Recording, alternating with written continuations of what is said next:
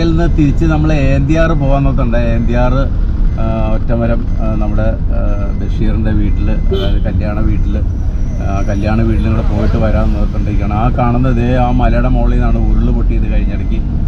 ഉരുള് പൊട്ടി ഇവിടെ എല്ലാം നമുക്ക് വെള്ളം കയറി. ഈ സ്ഥലങ്ങളെല്ലാം വെള്ളം കയറിയ സ്ഥലമാണ്. നമ്മൾ ഇവിടുന്ന് ഏന്തിയാറ് പോകുന്ന വഴിയാണ് ഈ കാണുന്നത്. ഈ കാണുന്ന ഒരു ബാങ്കാണ്. ഈ ബാങ്കിൻ്റെ ആ തിട്ടിൻ്റെ മോള് വരെ വെള്ളം കയറി വന്നതാണ്. ഈ തിട്ടിൻ്റെ മോള് വരെ ഇവിടെ എല്ലാം വെള്ളം കയറി മൂടിയ സ്ഥലങ്ങളാണ്. നമ്മൾ ഏന്തിയാറും ഒറ്റമരവും പോയിട്ട് തിരിച്ച് നമുക്ക് വീണ്ടും കുട്ടിക്കൽ കല്യാണം നടക്കുന്ന സ്ഥലത്തേക്ക് തിരിച്ചു വരാം. എന്തായാലും നമ്മൾ ഏന്തിയാറും കൂടെ പോയിട്ട് വരാം. ഈ കാണുന്ന സ്ഥലം ഇട്രാച്ചിൻ്റെ കെട്ടിടമാണ്. തീനാളങ്ങൾ ജയൻ്റെ സിനിമയൊക്കെ ഷൂട്ട് ചെയ്തിട്ടുള്ള ഒരു സ്ഥലം തന്നെയാണ് ഈ മേളിൽ കാണുന്നത് സ്ഥലം. നിരവധി സ്ഥലം ഷൂട്ടിങ് നടത്തിയിട്ടുള്ള ഒരു വീടാണ് ഈ മോളിൽ കാണുന്നത്.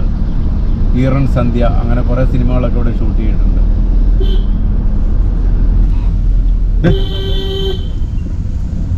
എന്താ തോമാത് അറിയണോ? പിന്നെ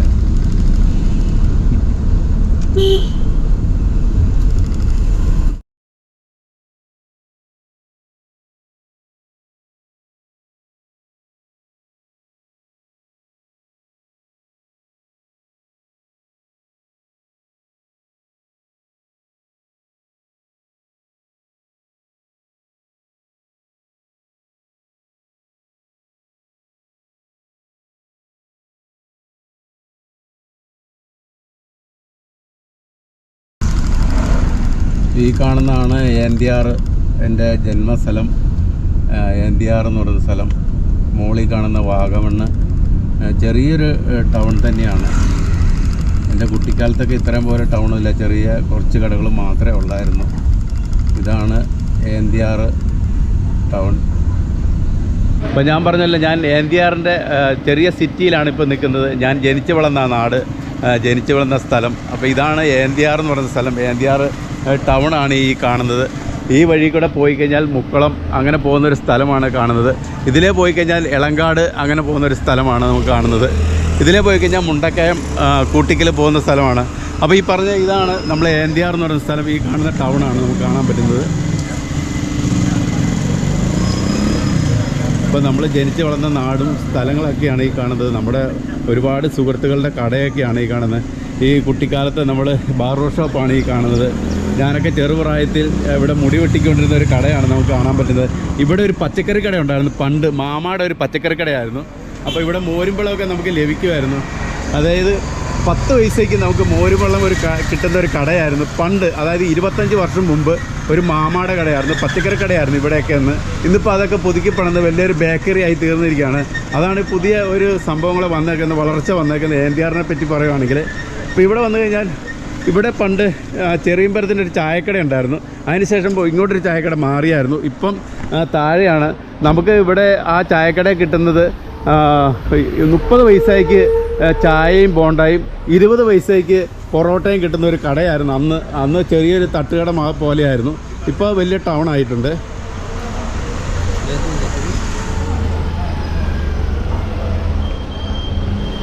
ഇതൊക്കെ നമ്മുടെ സുഹൃത്തുക്കളാണ്. എൻ്റെ ചെറുപ്രായത്തിലുള്ള ചേട്ടന്മാരൊക്കെയാണ് ഈ നിൽക്കുന്നത്. ഞാൻ ജനിച്ചു വളർന്ന നാടാന്ന് പറഞ്ഞില്ല, ഏന്തിയാർ എന്ന് പറഞ്ഞാൽ ജനിച്ചു വളർന്ന നാടാണ്. അപ്പോൾ എൻ്റെ ഒരുപാട് സുഹൃത്തുക്കളൊക്കെയാണ് എഴുതിയിരിക്കുന്നത്. ഇവിടെ പണ്ട് മെറീന ടൈലേഴ്സ് ഉണ്ടായിരുന്നു. അവിടെ ഞാൻ തയ്യൽ പഠിച്ചൊരു കടയായിരുന്നു. ഇപ്പോൾ അത് വലിയൊരു കടയായി തീർന്നിരിക്കുകയാണ്. ഇതിലേ പോയി കഴിഞ്ഞാൽ നമുക്ക് ലത്തിമ്പള്ളി, വേളാങ്കണ്ണി പള്ളി അങ്ങനൊരു സംഭവം തന്നെയാണ് ഇവിടെ കാണുന്നത്. ആ ലത്തിമ്പള്ളിയുടെ ഒരു കുരിശുപള്ളിയാണ് ഈ കാണുന്നത്. ഇതൊക്കെ നമ്മുടെ സുഹൃത്തുക്കളാണ്. നമ്മുടെ ചെറുപ്രായത്തിൽ 20 വയസ്സുള്ള അവിടെ കൂട്ടുകാരൊക്കെയാണ് ഈ നിൽക്കുന്നത്. അപ്പോൾ ജസ്റ്റ് ഇവിടെ നിന്ന് ഞാൻ ഇവിടുന്ന് കാണിച്ചു തരാം. അതുപോലെ തന്നെ എൻ്റെ കുട്ടിക്കാലത്ത് ഇവിടെ ഒരു ഹോസ്പിറ്റലുണ്ടായിരുന്നു, രാമൻ നായർ ഹോസ്പിറ്റൽ. അതൊക്കെ ഇപ്പോൾ മാറി. ഇതിൻ്റെ ബാക്ക് വശത്തായിരുന്നു രാമൻ നായർ ഹോസ്പിറ്റൽ. അതൊക്കെ മാറി പോയിരിക്കുകയാണ്. ഇതും നമ്മുടെ ഒരു സുഹൃത്താണ്, പഴയ സുഹൃത്തുക്കൾ. അപ്പോൾ ഈ കാണുന്ന അമ്പലമാണ് നമ്മുടെ ഈ കാണുന്നത്. ഞാൻ അവിടെ നിന്ന് കാണിച്ചു തരാം, അങ്ങോട്ട് പോയിട്ട് കാണിച്ചു തരാം. അപ്പോൾ ഈ കാണുന്നതാണ് നമ്മുടെ ഏന്തിയാർ ടൗൺ.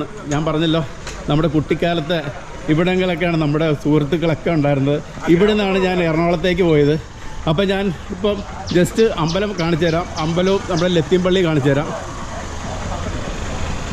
ഇപ്പോൾ ആ കാണുന്നതാണ് വാഗമണ്ണ്. നമ്മൾ വാഗമണ്ണിലേക്ക് ഇതിലെ നടന്നു പോകുന്നൊരു വഴിയൊക്കെ ഇപ്പോൾ ഉണ്ട്. അത് അധികം ടാറിങ്ങൊന്നും ആയിട്ടില്ല. കുറച്ച് ടാസ്ക് ആയിട്ട് സ്ഥലമാണ്. പിന്നെ ഈ സ്ഥലം ഉറുമ്പിക്കര എന്ന സ്ഥലമാണ് ഈ കാണുന്നത്. ഈ സ്ഥലം ഉറുമ്പിക്കരയാണ്.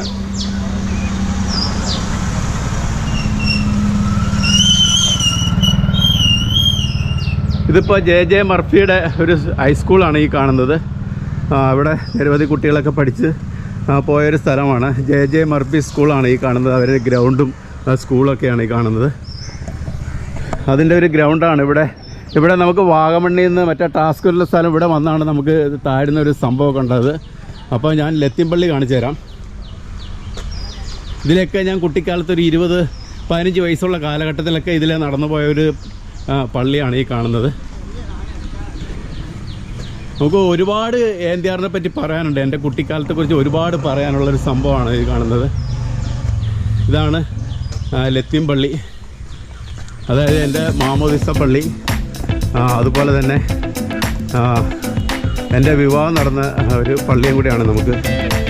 ഈ പള്ളിയെക്കുറിച്ച് പറഞ്ഞാൽ ഞാൻ ചെറുപ്പം മുതലേ ഇവിടെ വളർന്ന ഈ പള്ളിയാണ്. അന്ന് ഇതുപോലെ പള്ളിയൊന്നുമില്ല, ചെറിയൊരു പള്ളി തന്നെയായിരുന്നു.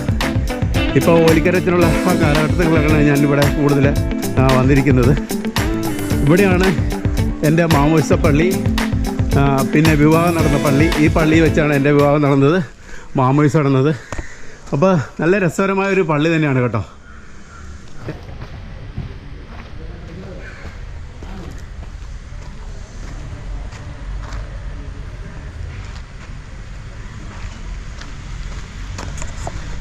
അവിടെ നിന്ന് പോകുന്നത് കഴിഞ്ഞാൽ നമുക്ക് തൊട്ടടുത്താണ് ചെല്ലിയമ്മ കോവിൽ എന്ന് പറഞ്ഞ ക്ഷേത്രം. ഇത് ഞാൻ പറഞ്ഞ പോലെ ഈ അമ്പലമായിട്ടും എൻ്റെ കുട്ടിക്കാലത്തും ഒരുപാട് കാര്യങ്ങൾ ഈ പറയാനുണ്ട്. ഇവിടുത്തെ ഉത്സവം മകരം 1-നാണ് ഇവിടുത്തെ ഉത്സവം നടക്കുന്നത്. അതിപ്രസിദ്ധമായ ഒരു ഉത്സവം തന്നെയാണ്. ഇപ്പം ഞാനൊന്നുള്ളപ്പോൾ ചെറിയൊരു അമ്പലമായിരുന്നു, ചെറുതായിട്ടുള്ളൊരു അമ്പലം മാത്രമേ ഉള്ളായിരുന്നു. ഇപ്പോൾ അത് നവീകരിച്ച് വലിയൊരു അമ്പലമൊക്കെ ആയിട്ട് പണിതിട്ടുണ്ട്. അപ്പോൾ കുട്ടിക്കാലത്ത് നിരവധി പ്രാവശ്യങ്ങൾ ഈ അമ്പലമായിട്ട് നല്ലൊരു ബന്ധം എനിക്കുണ്ട്. ഇവിടെ ഭജനയൊക്കെ നടക്കുമ്പോൾ ഞാൻ വരാറുണ്ട്, ഈ അമ്പലത്തിലൊക്കെ വന്ന് പോകാറുണ്ട്. അപ്പോൾ തൊട്ടടുത്ത് നമ്മുടെ ലത്തിമ്പള്ളിയുടെ തൊട്ടടുത്ത് തന്നെയാണ് ഈ അമ്പലം ഈ കാണുന്നത്. നമുക്ക് അങ്ങോട്ട് പോകാൻ പറ്റുമെന്ന് എനിക്ക് തോന്നുന്നില്ല.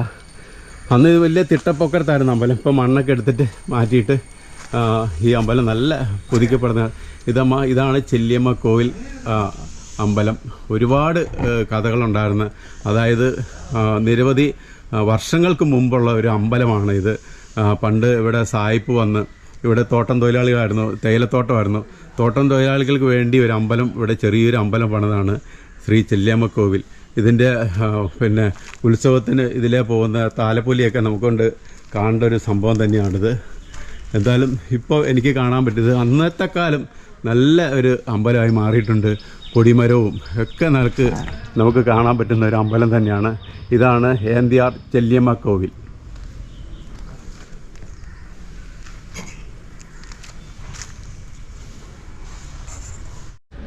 ഇതാണ് നമ്മുടെ ശ്രീ ചെല്ലിയമ്മ കോവിലിൻ്റെ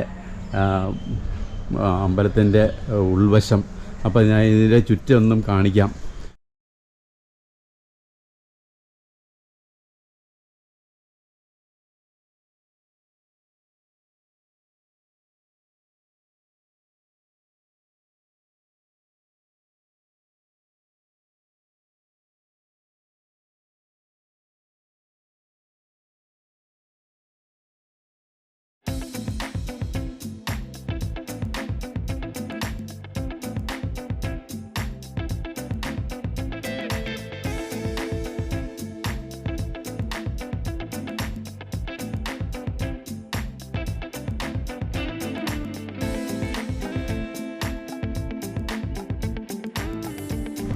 അപ്പോൾ ഞാൻ അമ്പലത്തിൻ്റെ ഉള്ളിലേക്ക് ഞാൻ പ്രവേശിക്കുകയാണ്.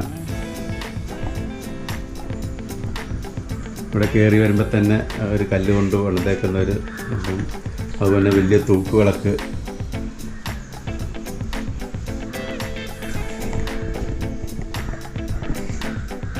ഇതിൻ്റെ ഉള്ളിലാണ് ശ്രീ ചെല്ലിയമ്മ കോവിൽ, ചെല്ലിയമ്മ ദേവി ഇതിൻ്റെ ഉള്ളിലുള്ളത്.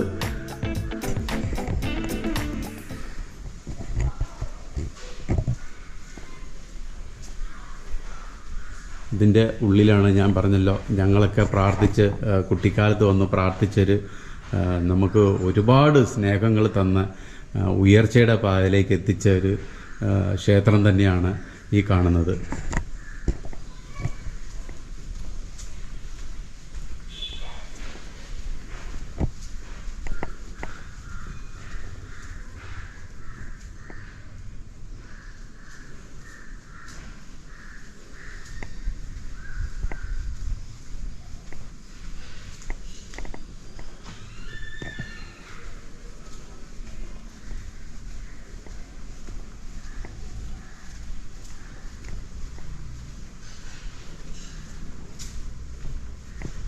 നല്ല നവീകരിച്ച് പണിതിട്ടുണ്ട്. ഇവിടെയൊക്കെ പൂജ നടക്കുന്ന സ്ഥലങ്ങളാണ്.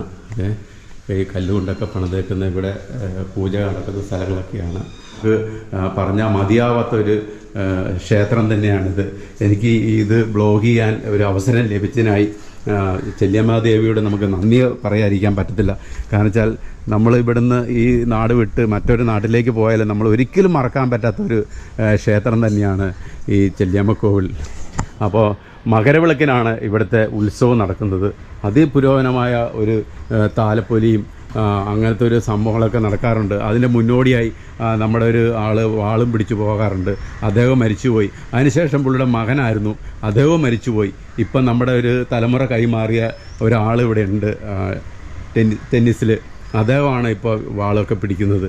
എന്തു പറഞ്ഞാലും പണ്ടൊക്കെ ഞാൻ ഈ ഉത്സവത്തിനൊക്കെ വരുമായിരുന്നു. ഇപ്പോൾ നമ്മുടെ നാട്ടിലെ ഒരു ക്ഷേത്രം ഏത് സമയത്തും ഇവിടെ വന്നു പോകാവുന്ന ഒരു ക്ഷേത്രമാണ്. ഇതിൻ്റെ ചുറ്റിലും മലനിരകളാണ് നമുക്ക് കാണാൻ പറ്റുന്നത്. ഈ ക്ഷേത്രത്തിൻ്റെ ചുറ്റിലും മലയാണ്. നല്ല രസമാണ് നമുക്ക് കാണാനായിട്ട് തന്നെ. അപ്പോൾ ഞാൻ പറഞ്ഞല്ലോ, നമ്മുടെ അമ്പലത്തിൻ്റെ അവിടെ പോയി. അമ്പലത്തിൻ്റെ അവിടെ എന്ന് പറഞ്ഞാൽ നേരെ മുക്കുളത്തിന് പോകുന്ന ഒരു വഴിയാണിത്. ആ മുക്കുളത്തിന് പോകുന്ന വഴിയിൽ തന്നെ നമ്മുടെ ഒരു ജുമാ മസ്ജിദ് ഉണ്ട് ഈ കാണുന്നത്. AMPR ജുമാ മസ്ജിദാണ് ഈ കാണുന്നത്. അപ്പോൾ ഒരുപാട് ആൾക്കാരെ പ്രാർത്ഥനയും കാര്യങ്ങളൊക്കെ ഉള്ള സ്ഥലം തന്നെയാണിത്. ഇതും കുട്ടിക്കാലത്ത് ഞാൻ നടക്കുന്നൊരു സ്ഥലം തന്നെയാണ്. ഒരുപാട് കടകളൊക്കെ ഇവിടെയൊക്കെ ആയിട്ടുണ്ട്.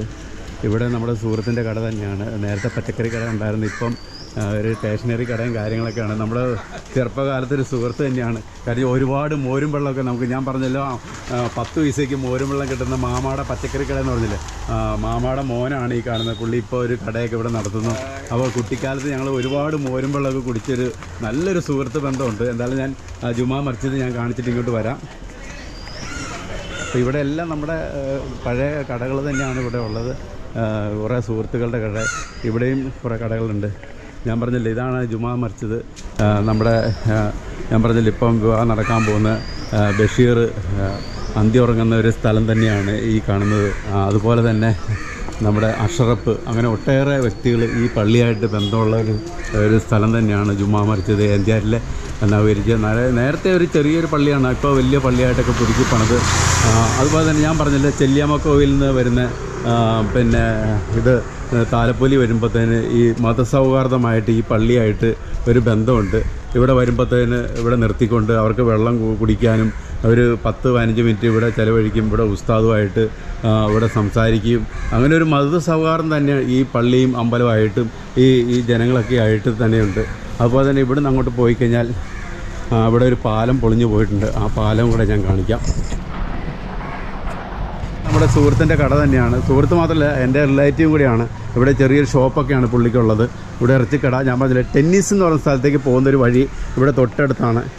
എൻ്റെ റിലേറ്റീവൊക്കെ താമസിക്കുന്ന ഒരു സ്ഥലം തന്നെയാണ് ഇവിടെ കാണുന്നത്. എന്തായാലും ഞാൻ AMPR പാലം കാണിച്ചു തരാം.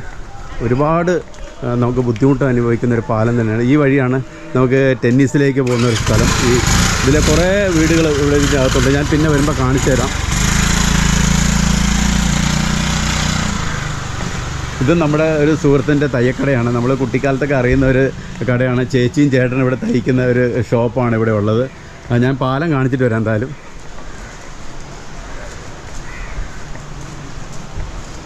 ഇതും നമ്മളെ റിലേറ്റീവാണ്, നമ്മുടെ സുനിയുടെ മോളാണ്. എവിടെ പോടി? ആ, ഞാൻ ഈ കാണുന്നതാണ് AMPR പാലം. ഞാൻ പറഞ്ഞല്ലോ, എൻ്റെ കുട്ടിക്കാലത്തൊക്കെ ഒരുപാട്, ഇത് ഇടുക്കി ജില്ലയാണ് അപ്പുറത്ത്, ഇത് കോട്ടയം ജില്ലയും. ഞാനൊക്കെ ഒരുപാട് തിയേറ്ററിലേക്ക് പോയൊരു സ്ഥലമാണ് ഈ കാണുന്നത്. സ്ഥലം എന്ന് വെച്ചാൽ നല്ലൊരു പാലം തന്നെയായിരുന്നു. ഇപ്പം ഈ പുഴയാണ് ഞാൻ പറഞ്ഞല്ലോ ഉരുളുപൊട്ടി, മൂപ്പമലയിൽ നിന്ന് ഉരുളുപൊട്ടി വന്ന ഈ പാലം അശാസം നശിച്ചു പോയൊരു സംഭവമാണ് ഈ കാണുന്നത്. നമുക്കിപ്പോൾ അങ്ങോട്ട് വാഹനങ്ങളൊന്നും പ്രവേശിക്കാൻ പറ്റാത്തൊരു സംഭവമായി തീർന്നു. ഈ പാലം മൊത്തം പൊളിഞ്ഞു പോയിരിക്കുകയാണ്. ഞാനൊക്കെ ഇടുക്കി ജില്ലയായിട്ട് എപ്പോഴും പോയി വരുന്നൊരു പാലം തന്നെയാണ്. ഇവിടെയൊക്കെ ഉരുളുപൊട്ടി, ഇവിടെ എല്ലാം വെള്ളം കയറി, ഈ ഭാഗത്തൊക്കെ വെള്ളം കയറി പോയ സ്ഥലമാണ് ഈ കാണുന്നത്. ഒരുപാട് തടികളൊക്കെ ഈ പാലത്തിൻ്റെ അടിയിൽ വന്ന് തിങ്ങി നിന്നാണ് ഈ പാലത്തിൻ്റെ ഒരു വശം അടർന്നു പോയത്. ഇവിടുന്ന് ഇങ്ങോട്ട് വന്ന് വലിയ തടികൾ, മൂപ്പമലയിൽ നിന്ന് വലിയ തടികളൊക്കെ, അത് ഇപ്പോൾ അവിടെ തടിയൊക്കെ കിടപ്പുണ്ട്, അവിടെ കാണാൻ തടിയൊക്കെ കിടക്കുന്നത്. അപ്പോൾ അവിടുന്ന് ഇങ്ങനെ വന്നിട്ട് ഈ വെള്ളം, ഈ പ്രദേശം മൊത്തം ഇങ്ങനെ വെള്ളം കയറി ഇങ്ങനെ ഈ പാലം ഒലിച്ചങ്ങോട്ട് പോയി. ഇവിടുന്നെല്ലാം ഈ വീടുകളൊക്കെ നമുക്ക് കാണാൻ പറ്റും. ഇവിടെ എല്ലാം വെള്ളം കയറി, ആ സ്ഥലമൊക്കെ വെള്ളം കയറി പോയ സ്ഥലങ്ങളാണ് ഈ കാണുന്നത്. ഇതൊക്കെ നമ്മുടെ സുഹൃത്തുക്കളാണ്, ചെറുപ്പം കുട്ടിക്കാലം പോലെ സുഹൃത്തുക്കൾ കാണുന്നത്. ഞാൻ പറഞ്ഞില്ല, ഈ പാലത്തിൻ്റെ പകുതി മാത്രമേ ഇപ്പോൾ ഉള്ളൂ, ബാക്കി മൊത്തം പോയിരിക്കുകയാണ്. വാഹന ഗതാഗതങ്ങളൊന്നും നമുക്ക് ഇവിടെ സാധ്യമല്ല. അപ്പോൾ അധികൃതർ ശ്രദ്ധിക്കുക. ഈ ഇടുക്കി ജില്ലയായിട്ട് ഒരുപാട് ബന്ധങ്ങൾ ഉള്ളൊരു സ്ഥലം തന്നെയാണ് ഈ കോട്ടയായിട്ടുള്ളത്. അപ്പോൾ ഈ പാലം പുതിയ പണിയാനും ഒക്കെ ഉണ്ടാക്കാൻ വേണ്ടി ഇത് അധികൃതർ ശ്രമിച്ച് നല്ലൊരു പാലം പണിത് കൊടുക്കണമെന്ന് അപേക്ഷിക്കുകയാണ്. നമുക്കറിയാം ഒരുപാട് പ്രശ്നങ്ങൾ ഇവിടെ ഈ NDR ദുരിതം അനുഭവിക്കുന്നുണ്ട്. ഈ പാലം ഞാൻ പറഞ്ഞല്ലോ ഒരുപാട് സമയങ്ങളൊക്കെ പാസ് ചെയ്യുന്നൊരു സ്ഥലം തന്നെയാണ് ഈ മുക്കളം. ഈ മുക്കളത്തിലേക്ക് പോകുന്ന ഉറുമ്പിക്കരന്ന് പോകുന്ന സ്ഥലങ്ങൾ തന്നെയാണ് ഈ കാണുന്നത്. ഉറുമ്പിക്കരയ്ക്കും ഒക്കെ പോകുന്ന ഒരു വഴിയാണ് നമുക്ക് ഈ കാണാൻ പറ്റുന്നത്. അങ്ങ് ഈ വഴിയില്ലാതെ നമുക്ക് ഉറുമ്പിക്കരയിലൊന്നും പോകാൻ സാധ്യതയില്ല. പിന്നെ നമുക്ക് ഒരു 4 കിലോമീറ്റർ ചുറ്റി എളങ്കാട് വഴി വേണം പോകാൻ.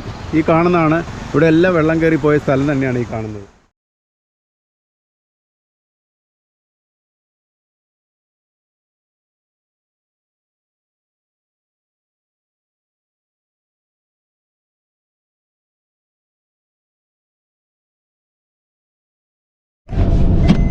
അപ്പോൾ നമ്മൾ NDR ടൗണും NDR പാലവും ഒക്കെ കണ്ടിട്ട് നമ്മൾ ഇവിടെ അടുത്തൊരു പള്ളിയുണ്ട്, അത് കാണിച്ചു തരാം.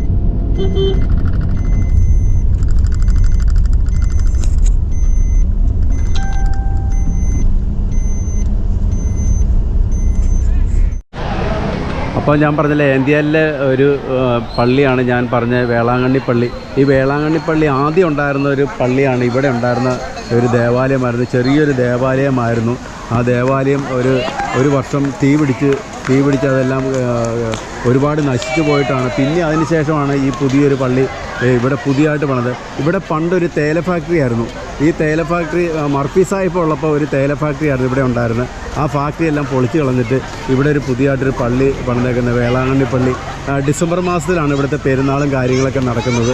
അപ്പോൾ അതിമനോഹരമായ ഒരു ദേവാലയം തന്നെയാണ്. ഇപ്പോൾ കുറച്ച് പുതുക്കിയൊക്കെ പണിതുണ്ട്. നേരത്തെ കുറച്ച് കാര്യങ്ങളൊക്കെ ഉണ്ടായിരുന്നു.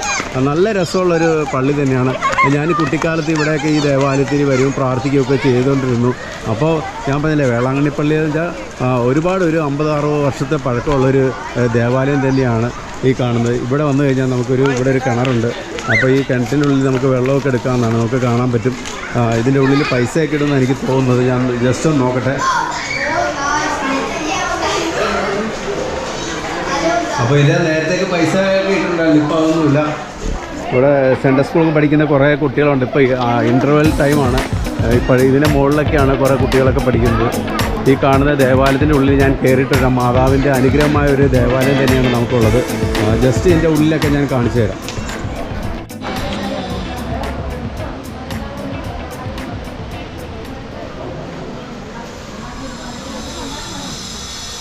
ഇതാണ് ദേവാലയത്തിൻ്റെ ഉള്ളിൽ ഈ കാണുന്നതാണ്. നമുക്ക് അറിയാമല്ലോ, ദേവാലയത്തിൻ്റെ ഉള്ളിൽ അധികം സംസാരിക്കാൻ പാടില്ല, നമുക്ക് കുറച്ച് മാത്രമേ സംസാരിക്കാൻ പാടുള്ളൂ.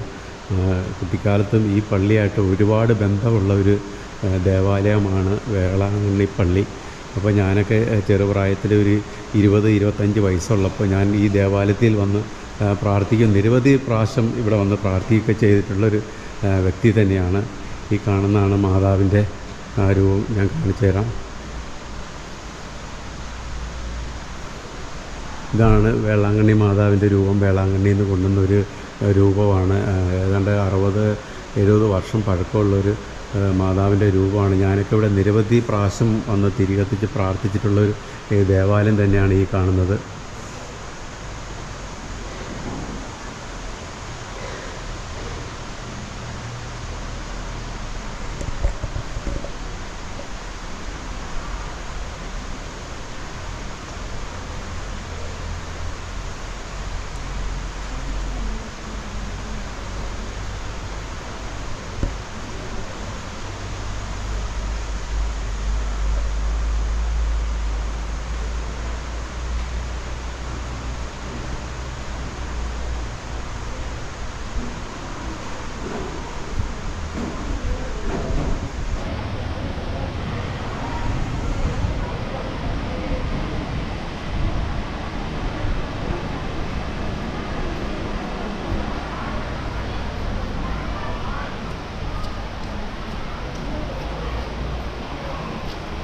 അതുപോലെ തന്നെ ഈ ദേവാലയത്തിന് ചുറ്റിലും മലനിരകളാണ് നമുക്ക് കാണാൻ പറ്റുന്നത്.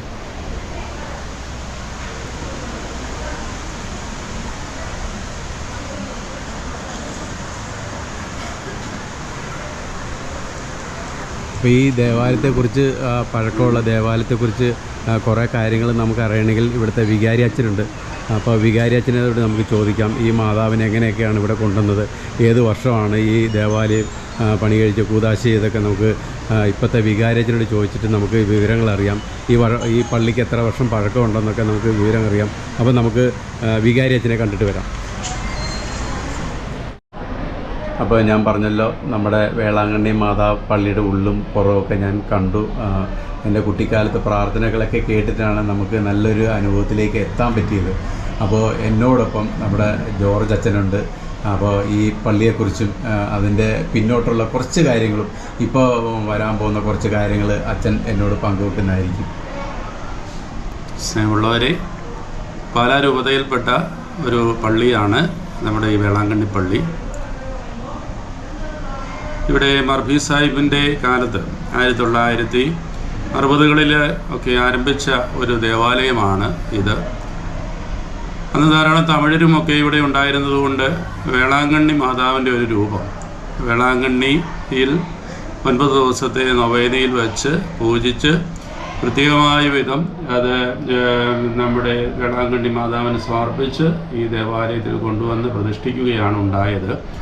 ഇവിടെ പ്രധാനപ്പെട്ട തിരുനാളുകൾ മാതാവിൻ്റെ 8 നോമ്പ് ആചരണ തിരുനാൾ നമ്മളിപ്പോൾ സെപ്റ്റംബർ 1 മുതൽ 8 വരെ ആചരിക്കുകയാണ്. ആ തിരുനാൾ ഇപ്പോൾ നടക്കാനായിട്ട് പോവുകയാണ്. അതുപോലെ തന്നെ ഡിസംബർ മാസത്തിൽ ഇവിടുത്തെ അമലോൽപ്പ മാതാവിൻ്റെ പ്രധാന തിരുനാൾ ഡിസംബർ മാസത്തിൽ ആചരിക്കുകയും ചെയ്യുന്നുണ്ട്. നിങ്ങളെ എല്ലാവരെയും ഈ ദേവാലയത്തിലേക്ക്, ഇവിടെയുള്ള പ്രാർത്ഥനകളിലേക്ക്, തിരുനാൾ കർമ്മങ്ങളിലേക്ക് ഒക്കെ ഏറ്റവും സ്നേഹപൂർവ്വം സാദരം ക്ഷണിക്കുന്നു. അപ്പോൾ എനിക്ക് ഈ ഒരു സമയത്ത് ഇവിടെ വന്ന് അച്ഛനെ കാണുവാനും ഈ ദേവാലയം പങ്കുവെക്കാനും ഈ ഒരു അവസരം തന്നതിനായി അച്ഛനോട് ഞാൻ എളിയപൂർവ്വം നന്ദി പറയുന്നു. ഇപ്പം നമ്മുടെ വേളാങ്കണ്ണി പള്ളി കണ്ടിട്ട് നമ്മളിപ്പോൾ ജെ മർഫി സാഹിബിൻ്റെ പിന്നെ ആ ബംഗ്ലാവ് കാണാൻ വേണ്ടിയാണ് നമ്മളിപ്പോൾ പോകുന്നത്. അപ്പോൾ അദ്ദേഹം ഇവിടെയാണ് താമസിച്ചത്. അപ്പോൾ അതും നമ്മൾ കണ്ടിട്ട് വരാം. ഇപ്പോൾ ഇത് സ്കൂളാക്കിയിരിക്കുക എന്നാണ് പറഞ്ഞത്.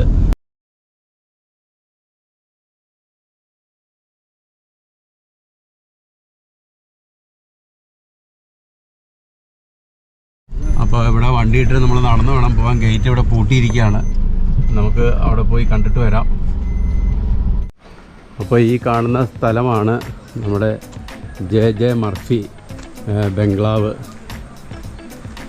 ഇപ്പം അത് സ്കൂളാണ്, പുതുക്കിപ്പണത്തിൻ്റെ സ്കൂളാണ് എടുത്തേക്കുന്നത്. അപ്പോൾ നമുക്കതെല്ലാം കണ്ടിട്ട് വരാം. അപ്പോൾ ഇത് സ്കൂളാണ് ഈ കാണുന്നത്. ഇപ്പോൾ പുതിയതായിട്ട് പണിതേക്കുന്ന സ്കൂളൊക്കെയാണ് ഈ കാണുന്നത്. അപ്പോൾ ബംഗ്ലാവ് എന്ന് പറഞ്ഞത് ഈ കാണുന്നതാണ് ബംഗ്ലാവ്. ജെ മർഫി സാഹിബ് താമസിച്ചുകൊണ്ടിരുന്നത്. അന്ന് ഇവിടെ മൊത്തം തേയിലത്തോട്ടങ്ങളായിരുന്നു. ഇവിടെ കംപ്ലീറ്റ് തേയിലത്തോട്ടങ്ങളായിരുന്നു. അപ്പോൾ തോട്ടം തൊഴിലാളികളാണ് കൂടുതലുണ്ടായിരുന്ന ആൾക്കാർ ഇവിടെ.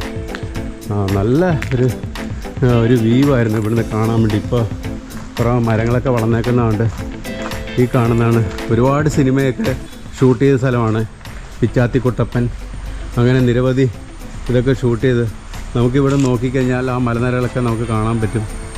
ഏകദേശം വാഗമണ്ണിൻ്റെ ഏരിയ ആണ്. കുറേ മുക്കളം അങ്ങനെയുള്ള സ്ഥലങ്ങളൊക്കെ കാണാം. ഉറുമ്പിക്കര അങ്ങനെയുള്ള സ്ഥലങ്ങളൊക്കെ നമുക്ക് കാണാൻ പറ്റും. നല്ല രസമുള്ള ഒരു സ്ഥലം തന്നെയാണ് ഈ കാണുന്നത്. അവിടെ നിന്നൊക്കെയാണ് ഉരുൾപൊട്ടലിലുണ്ടായ കുറേ നാശനഷ്ടങ്ങളൊക്കെ ഉണ്ടാക്കിയ ഒരു ഏരിയ തന്നെയാണ് ഈ കാണുന്നത്. നല്ല അതിമനോഹരമായ ഒരു വ്യൂ പോയിൻ്റാണ് നമുക്ക് ANDR നമുക്ക് കാണുന്നത്. ഇവിടെ എന്തൊരു ബോർഡൊക്കെ വെച്ചിട്ടുണ്ട്. സ്കൗട്ടിൻ്റെയൊക്കെ സ്കൂളിൻ്റെയൊക്കെ ബോർഡാണെന്ന് എനിക്ക് തോന്നുന്നത്. അദ്ദേഹത്തിൻ്റെ ജോലിക്കാരൊക്കെ താമസിച്ചൊരു ബംഗ്ലാവാണ്.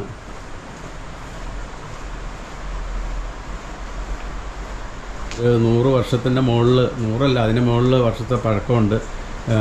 അത് അറിയണമെങ്കിൽ പഴയ ആൾക്കാരോട് ചോദിക്കണം. അതൊക്കെ ആരൊക്കെയാണ് എന്തൊക്കെയാണെന്നൊരു പിടുത്തമില്ല. ഈ സാഹിബിൻ്റെ കൂടെ ഉണ്ടായിരുന്ന കുറേ ആൾക്കാരുണ്ട്, ഫുഡൊക്കെ പാകം ചെയ്യുന്ന ആൾക്കാരുണ്ട്. അവരുടെ പേര് പറയുന്നത് ഈ ഫുഡ് ഉണ്ടാക്കുന്ന ആൾക്കാരുടെ പേര് പറയുന്നത് ബൊട്ട്ലേർമാർ എന്നാണ് പറയുന്നത്. ഒരു 4-5 ബൊട്ട്ലേർമാർ ഉണ്ടായിരുന്നു ഈ സായിപ്പിന് ഫുഡൊക്കെ വെച്ച് കൊടുക്കുന്ന ആൾക്കാർ. അപ്പോൾ സായിപ്പ് ഇവിടെ ഈ ബംഗ്ലാവ് പണിത് എന്താണെന്ന് വെച്ചാൽ ഈ ഏന്തയാർ എന്ന് പറഞ്ഞു കഴിഞ്ഞാൽ ഇതിൻ്റെ ശരിക്കുള്ള പേര് എൻ തായാർ എന്നാണ്. അതായത് എൻ്റെ അമ്മയുടെ ജന്മസ്ഥലമാണെന്നാണ് ഈ സായിപ്പ് ഇതിന് പേരിട്ടത്. എൻ തായാർ എന്ന് പറഞ്ഞു കഴിഞ്ഞാൽ എൻ്റെ അമ്മയുടെ സ്വന്തം നാട്. അങ്ങനെ പറഞ്ഞ് അത് ഏന്തയാറായി മാറിയ ഒരു സ്ഥലമാണ്. പഴയ വർഷങ്ങൾക്ക് മുമ്പ് ഇവിടെ തേയിലത്തോട്ടങ്ങളും തോട്ടം തൊഴിലാളികളൊക്കെ ഉള്ള ഒരു സ്ഥലമായിരുന്നു. ഇപ്പോൾ അതെല്ലാം മാറി റബ്ബർ തോട്ടമായി. സായിപ്പ് മരിച്ചതിന് ശേഷം പിന്നെ വേറെ ആളെ ഏറ്റെടുത്തു. അദ്ദേഹമാണ് ഈ കാര്യങ്ങളൊക്കെ നോക്കിക്കൊണ്ടിരുന്നത്. ഇപ്പോൾ അദ്ദേഹവും മരിച്ചു. അതിനുശേഷം ഇപ്പോൾ സ്കൂളൊക്കെ ആയിട്ട് കൊടുത്തിരിക്കുകയാണ്. ജെ മർഫി സാഹിബ്, ഞാൻ നേരത്തെ തന്നെ പറഞ്ഞല്ലോ, ഇന്ത്യയിൽ ആദ്യമായിട്ട് റബ്ബർ കൊണ്ടുവന്നത് ഈ ജെ മർഫി സാഹിബാണ്. അത് ഈ മുണ്ടക്കയം ഏന്ത്യാർ ഭാഗത്താണ് തേയിലയും റബ്ബറൊക്കെ വെച്ചു പിടിപ്പിച്ചത്. കുറച്ച് മരങ്ങളൊക്കെ ഇവിടെ വെച്ചിട്ടുണ്ട്. ഇതിൻ്റെ തൊട്ട് താഴെ കൂടെയാണ് നമ്മൾ വന്ന സ്ഥലം. ഞാൻ പറഞ്ഞല്ലോ, വാഗമണ്ണ് ഒക്കെ കാണാൻ പറ്റുന്ന ഒരു അടിപൊളി സ്ഥലമാണ്. അദ്ദേഹം മരിച്ചതിന് ശേഷം അദ്ദേഹം മരിക്കുന്ന മുമ്പ് തന്നെ പറഞ്ഞിട്ടുണ്ടായിരുന്നു, എന്നെ അടക്കം ചെയ്യുന്നത് ഇതിൻ്റെ തൊട്ട് മുകളിലൊരു സ്ഥലമുണ്ട്, മാത്തുമല എന്ന് പറയുന്ന സ്ഥലമാണ്. മാത്തുമല, അവിടെയാണ് അദ്ദേഹത്തിൻ്റെ അന്ത്യവിശ്രമം കൊള്ളുന്ന കല്ലറ. മാത്തുമല എന്ന സ്ഥലത്താണ്. അവിടെ നോക്കി ഞാൻ ഈ ബംഗ്ലാവ് കാണണമെന്ന് പറഞ്ഞുകൊണ്ടാണ് അദ്ദേഹം അവിടെ പണ്ട് മരിക്കുന്ന മുമ്പ് തന്നെ പറഞ്ഞിരുന്ന ഒരു സ്ഥലം. അദ്ദേഹത്തിൻ്റെ അന്ത്യവിശ്രമം കൊള്ളുന്ന സ്ഥലമാണ് മാത്തുമല എന്ന് പറയുന്ന സ്ഥലം. അദ്ദേഹത്തിൻ്റെ കല്ലറയും കാര്യങ്ങളൊക്കെ അവിടെയാണ് ഉള്ളത്. ഈ പറഞ്ഞ പോലെ ഇവിടെയും കുട്ടിക്കാലത്ത് നിരവധി പ്രാവശ്യങ്ങൾ ഞാൻ ഈ വഴിയിലൊക്കെ കടന്നു പോയിട്ടുണ്ട്, ഇതിലൊക്കെ വന്നു പോയിട്ടുണ്ട് ഈ ബംഗ്ലാവ് കാണാനായിട്ടൊക്കെ. അപ്പോൾ ഈ കാണുന്നതാണ് ഞാൻ പറഞ്ഞ സ്ഥലം. സിനിമയൊക്കെ ഷൂട്ട് ചെയ്ത ഒരു സ്ഥലം തന്നെയാണ്.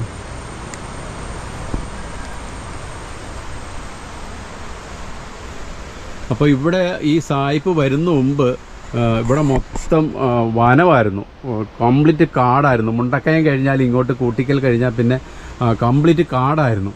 ആ കാട് വെട്ടിത്തെളിക്കാൻ വേണ്ടി സായിപ്പ് ചെയ്തത് എന്താണെന്ന് വെച്ചാൽ, അദ്ദേഹം കുതിരപ്പുറത്ത് വന്നിട്ട്, ഈ ഏന്ത്യാർ എന്ന് പറഞ്ഞ സ്ഥലത്ത് കുതിരപ്പുറത്ത് വന്നിട്ട് സ്വർണം വിതറി എന്നാണ് പറയുന്നത്.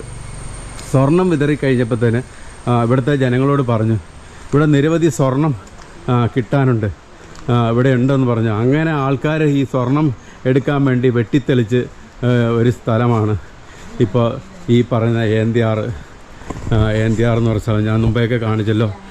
അപ്പോൾ എന്തായാലും നമുക്ക് മറക്കാൻ പറ്റാത്തൊരു അനുഭവം തന്നെയാണ് ഈ ഏന്ത്യാർ എന്ന് പറയുന്ന സ്ഥലം. എൻ്റെ കുട്ടിക്കാലത്തെ ജീവിതങ്ങളൊക്കെ ഇവിടെയൊക്കെ ആയിരുന്നു. അപ്പോൾ സ്വന്തം നാട് നമ്മുടെ ബ്ലോഗിൽ ചെയ്തില്ലെങ്കിൽ പിന്നെ വേറെ എന്താണ് ചെയ്യുന്നത്.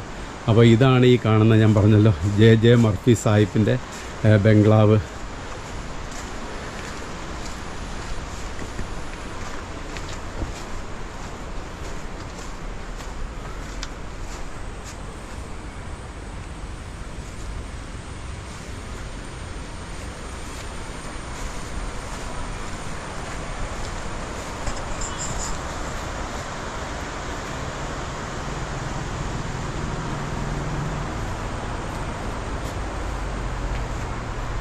അപ്പോൾ ഏന്ത്യാറിൻ്റെ വിശേഷങ്ങൾ കണ്ടു കാണും. ഏന്ത്യാർ ടൗണും കുറേയൊക്കെ ഞാൻ എടുത്തിട്ടുണ്ട്. പള്ളികളും സായിപ്പിൻ്റെ ബംഗ്ലാവൊക്കെ ഞാൻ എടുത്തിട്ടുണ്ട്.